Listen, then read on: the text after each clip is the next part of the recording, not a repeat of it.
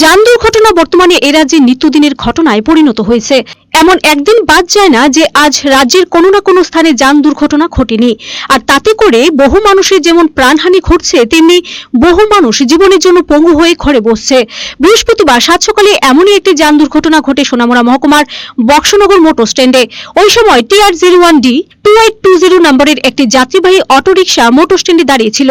হঠাৎ করে TR04C 0399 একটি প্রাইভেট গাড়ি এসে সজোরে অটোরিকশাকে ধাক্কা দিয়ে পালিয়ে যায়। বক্সনগর মোটর স্ট্যান্ডে চালকরা গাড়িটির পেছনে ধাওয়া করে ITI সংলগ্ন এলাকা থেকে চালক সহ গাড়িটি আটক করে সেখানে কিছু উত্তম মধ্যম দিয়ে চালককে মোটর স্ট্যান্ডে নিয়ে আসে।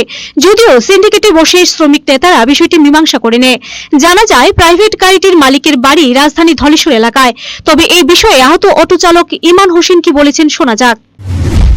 আশাবাড়ির একটা মেলু পাইছে, ওই যে আমার বাসা দূরে তো আমি বাসা দূরে থেকে এখানে দাঁড়া করলাম। তো আমার গাড়ি দাঁড়ানো হয়েছে ইয়ে ওদিক থেকে আইসা আজকাল বাড়ি গিয়ে একবার উল্টে গিয়া এটা নাম্বার জানেন না না না সাদা